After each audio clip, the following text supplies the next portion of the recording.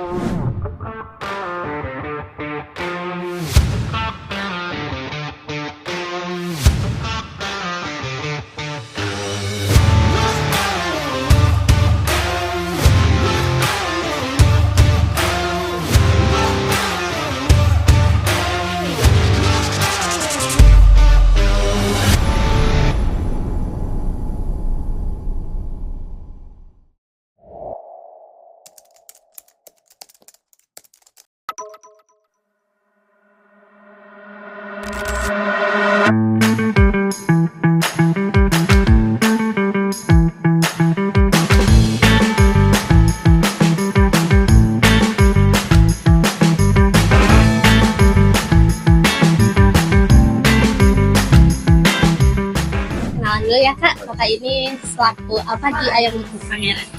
Perkenalkan, nama saya Robi Rahmadi, sebagai supervisor di Ayam Geprek Pangeran. Oke, Kakak ini kan supervisor ya di Ayam Geprek Pangeran ini. Nah, aku mau tanya kan tadi kata Kakak Ayam Geprek Pangeran ini menuju sertifikasi halalnya itu masih dalam proses berarti ya? Kalau untuk sertifikasi halal sih sudah ada sebetulnya, cuma itu dari kantor kan memang seharusnya kalau untuk sertifikasi halal itu ada piagamnya gitu. Iya. Nah, setiap restoran yang sudah sertifikasi halal itu ada piagam dari MUI atau dari BPJPH ya BPJPH ya. Jadi untuk sekarang sih halal, cuman untuk sertifikasinya ada di kantor kalau saya. Gitu. Jadi tidak ada di outlet. Oke, jadi ada di kantor, tidak ada di outlet ya. Tapi menurut Kak sendiri untuk sertifikasi halal itu prosesnya gimana sih Kak? Apakah sulit atau mudah untuk mendapatkan sertifikasi halal tersebut? Kalau untuk sekarang karena program pemerintah ya, mungkin sertifikasi halalnya agak mudah gitu ya. Jadi kalau beda dengan yang dulu-dulu, saya dulu pernah sebelumnya kerja di sini, sebelum di sini ya, untuk sertifikasi halal itu ya memang agak sulit gitu ya. Apalagi dulu yang notabene saya pernah kerja di restoran yang non halal ya, katanya ya itu menuju sertifikasi halal ya sedikit sering aja ya. Jadi sedikit ya sering aja dulu yang sebelum non halal itu menjadi halal itu memang agak sulit ya. Kita harus pertama kita harus mengajukan dulu pengajuan untuk sertifikasi halal si usaha ini gitu ya. Terus kita harus mendaftarkan namanya itu bahan bakunya, bahan baku yang dipakai apa aja gitu. Itu terus harus mendetail semuanya, contoh misalkan dari suppliernya dari mana, misalkan terus PT-nya apa, terus ada logo halalnya enggak dari si bahan bakunya semua yang dipakai seperti itu. Terus setelah itu ada audit, beberapa kali audit itu dari MUI, dari kalau dulu sih dari MUI aja untuk auditnya. Itu dicek semuanya mulai dari makanan, area produksi atau area kitchennya, prepare-nya, area makannya itu semua dicek benar-benar terus halal semua. Oh iya. Ya, jadi kalau sertifikasi halal bukan hanya dari makanan aja, tapi dari guest supply atau kebutuhan customer, contoh misalkan kursi, alat makan segala macam itu harus halal. Jadi masuk halal itu nggak terkontaminasi dengan yang lain gitu. Itu harus bersih, nggak boleh ada debu, nggak boleh ada apa. Itu memang agak mungkin katakanlah agak bukan ribet sih, benar harus detail banget lah. Itu harus benar perfect semuanya seperti itu ya. Itu kan untuk katakanlah untuk menjaga customer gitu ya. Customer tuh bakal nyaman atau akan percaya. Jadi kita tuh udah sertifikasi halal, benar-benar sertifikasi halal yang sesuai dengan aturan Islam seperti seperti itu. Setelah sertifikasi halal ini, Kak, apa sih manfaatnya atau ada nggak sih perbedaan dari sebelum sertifikasi halal atau setelah sertifikasi halal itu baik kepada konsumennya ataupun apa gitu? Ada dampaknya, pasti ada. Jadi customer lebih percaya ke kita. Jadi kita juga menjaga kepercayaan customer biar makan di situ tenang, itu udah dipastikan halal semua. Seperti itu. Berarti sertifikasi halal ini juga bisa dikatakan sebagai marketing juga ya untuk merangkul. Jadi itu untuk yang konteks tertentu lah ya. Iya, Yang sebelumnya non halal yang misalnya mereka jual, mereka memang nggak jual pok atau lap gitu ya, tapi mereka jual alkohol gitu ya sebelumnya. Tapi semenjak mereka mengajukan sertifikasi halal, itu bisa menjadi daya tarik sendiri nih buat kayak misalkan customer yang muslim, apalagi yang kayak misalkan memang mereka pengen coba cuman ragu gitu ya, nggak takut gak halal gitu. Nah, dengan adanya sertifikasi halal ini membuat customer yang muslim itu nggak ragu lagi gitu, karena udah ada sertifikasi halal, udah percaya kayak MUI bahwa memang benar-benar semuanya sudah dicek, semuanya sudah di audit,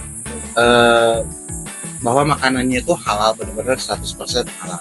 Ya, jadi sertifikasi halal ini juga bisa dikatakan sangat penting sekali ya Kak Ya. untuk menjaga trust dari konsumen, kepercayaan dari konsumen terhadap makanan yang kita jual ya, khususnya di Ayam Geprek Pangeran ini. Ya. Saya juga sering sekali Kak makan di sini. Iya.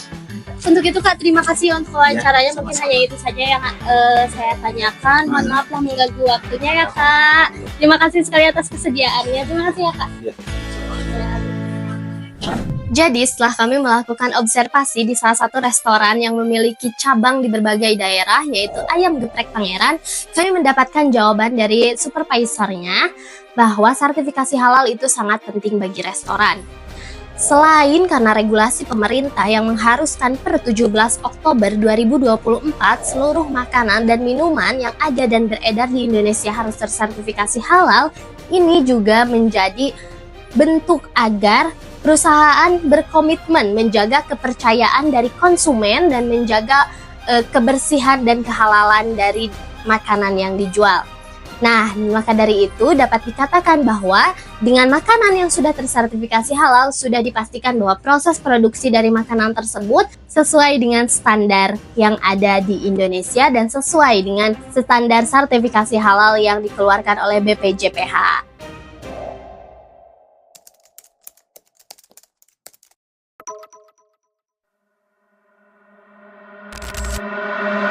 All I dream of is your eyes. All I long for is your touch. And darling, something tells me it's enough.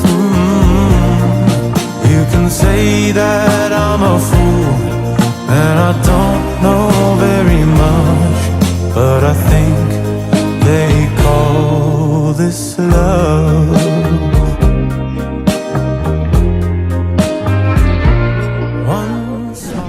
Mau nanya nih Bapak, apakah toko Bapak udah mempunyai sertifikasi halal atau belum? Ya belum. Apakah toko udah mempunyai sertifikasi halal atau belum? Belum. Apakah toko Bapak ini udah mempunyai sertifikasi halal? Udah. Oke Bapak, kenapa alasannya belum punya sertifikasi halal? Karena Ya memang begitu, nggak tahu aturannya itu kan. Ya, yang misalnya harus ada aturan itu kita itu yang mengikuti. Kan nggak ada edarannya. Nggak ada edarannya. Ya begitu aja. oke, kenapa belum mempunyai sertifikasi halal? Alasannya ya. Alasannya tuh kata orang-orang tuh bikinnya ribet, terus kayak harus punya dana juga kan. Udah sih itu yang dengar-dengar mah ribet aja harus habisnya. Iya, oke, berarti belum ya guys, belum mempunyai sertifikasi halal. Oke, makasih ya. Oh iya. Dan gimana prosesnya? Mudah atau sulit untuk Mudah apa prosesnya mudah? Oke, berarti mudah ya guys, cuma 2 hari udah bisa mempunyai sertifikasi halal.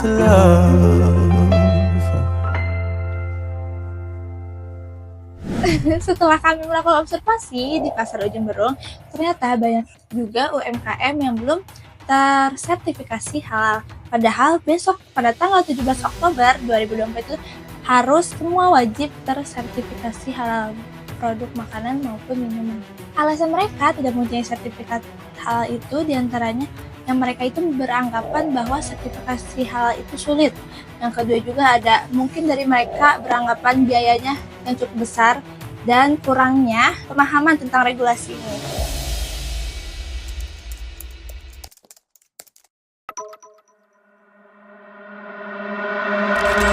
If the world was ending, I'd wanna be next to you.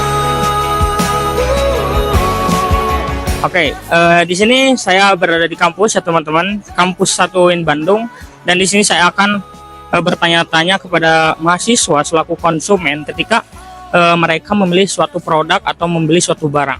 Apakah mereka mempertimbangkan sertifikasi halal atau tidak gitu, dalam pemilihan produk tersebut. Dan di sini ada kakak mahasiswa semester 1. Baik, nama kakak siapa? Rehan. Kak Rehan. Baik, di sini ada teteh siapa teh? Aku Fatima Teh Fatima dari jurusan? dari jurusan Agrotek. Jadi jurusan agroteknologi. Wah, keren ya. Baik Kak Rehan, di sini saya akan bertanya kepada Kak Rehan terkait sertifikasi halal dalam suatu produk. Apakah Kak Rehan suka memilih produk yang sudah tersertifikasi halal atau sebaliknya gitu? Ya paling kalau saya membeli sesuatu barang ataupun makanan, saya memilih dulu yang ada, terutama yang ada label halalnya yang dari MUI gitu. Gimana pendapat teteh atau pendapat kakak Fatimah ini ya terhadap sertifikasi halal makanan ataupun minuman? Tentu sertifikasi halal ini sangat penting ya, karena basic dari agama aku sendiri Islam tentunya untuk makanan itu perlu banget diperhatikan gitu Kak, apakah dalam pengolahannya itu halal atau tidak gitu. Nah, selain label halal nih Kak, kan di sana ada sertifikasi halal juga ya. Contoh kakak membeli chicken ke Alibaba mungkin. Nah, apakah kakak suka memilih produk-produk tersebut? Kalau misalnya nggak ada label halal, minimal ada sertifikasi halalnya gitu. Suka nggak? Ya suka dipertimbangkan dulu. Soalnya kan dalam ajaran Islam kita dianjurkan untuk memakan atau mengonsumsi makanan yang halal. Teteh sendiri suka nggak kalau misalnya mau belanja itu mengecek label halal, ataupun ketika ingin membeli produk makanan mengecek ada sertifikasi halalnya atau gimana gitu? Iya tentu aja. Mungkin selain dari itu juga pertama dari bahannya juga perlu kita perhatikan ya. Iya. Nah tapi meskipun misalnya kan kalau misalnya kita cuma ngecek bahannya doang tuh kita belum pasti ya, nggak tahu gitu apakah udah halal atau enggak. Tapi kalau misalnya udah beneran ada cap halal tuh lebih bisa meyakinkan gitu. Iya. Ketika kita akan mengkonsumsi sesuatu tuh lebih berarti udah halal nih gitu. Ya. Baik, terima kasih untuk waktunya Kak. Maaf mengganggu waktunya. Semoga sehat terus dan lancar selalu ya Kak. Amin. Ya baik, terima kasih ya Teh Fatimah atas waktunya. Maaf mengganggu waktunya, dan semoga Teteh sukses terus dan UTS-nya juga lancar ya nanti. Amin. Ya baik, dadah guys. Oke, seperti yang teman-teman sudah lihat ya, bahwasanya para konsumen ini lebih suka membeli produk-produk yang sudah tersertifikasi halal juga memiliki label halal. Dan ketika mereka membeli barang tersebut, tentunya kepercayaan mereka terhadap kesehatan tubuhnya itu ya lebih terjamin.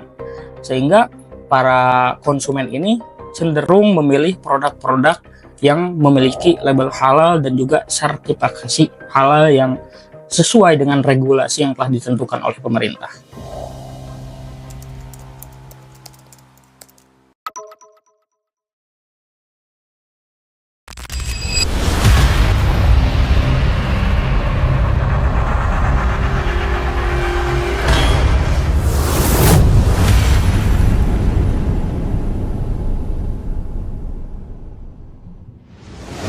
Ya, di sini saya akan menanyai mengenai peran P3H. Nah, sekarang sudah ada Kak Mezil gitu sebagai P3H dari LPH UIN Bandung. Selamat siang Kak Mezil. Ya Kak Mezil nih, saya pengen tanya gitu. Peran utama P3H itu apa sih? kalau peran utama P3H yaitu mendampingi para pelaku usaha untuk mendapatkan sertifikat halal. Dan selanjutnya bakal didampingi si pelaku usaha tersebut untuk mendapatkan si sertifikat halal tersebut melalui prosedur-prosedur yang sudah tersedia. Untuk umumnya sendiri sertifikat halalnya jadi berapa lama Kak Mezil?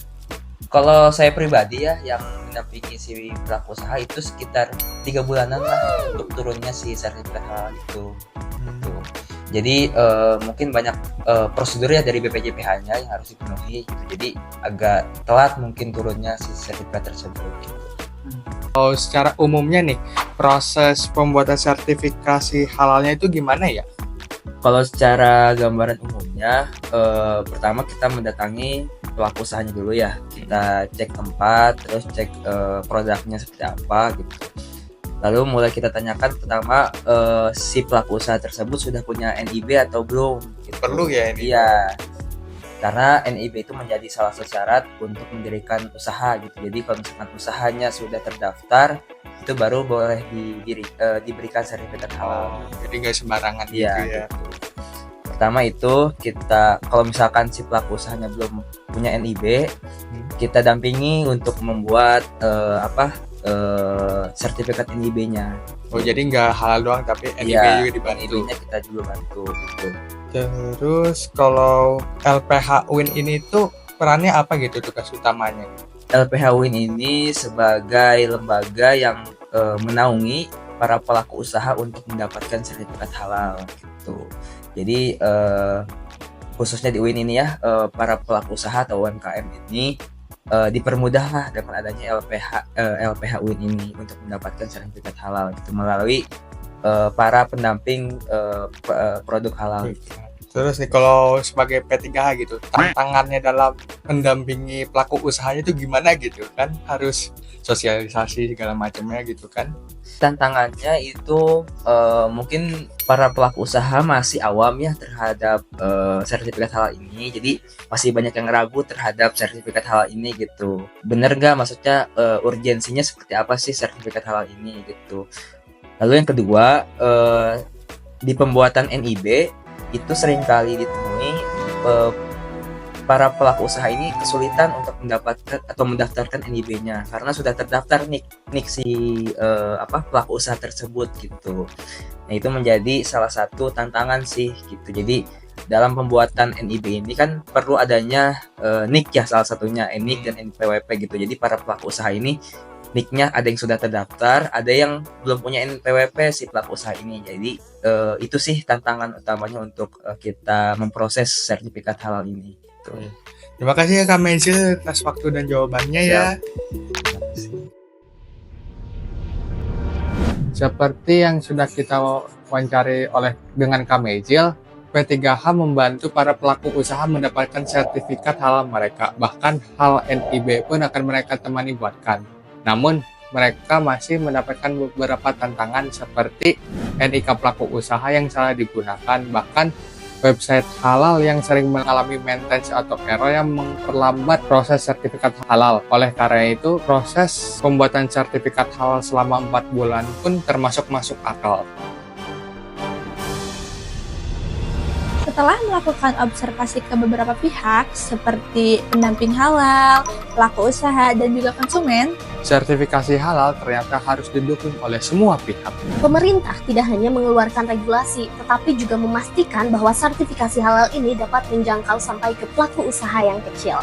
Melihat fakta bahwasannya masih banyak pelaku usaha yang belum memiliki sertifikasi halal, oleh karena itu mari kita bantu dengan mensosialisasikan pentingnya sertifikasi halal dan regulasi pemerintah yang telah dikeluarkan.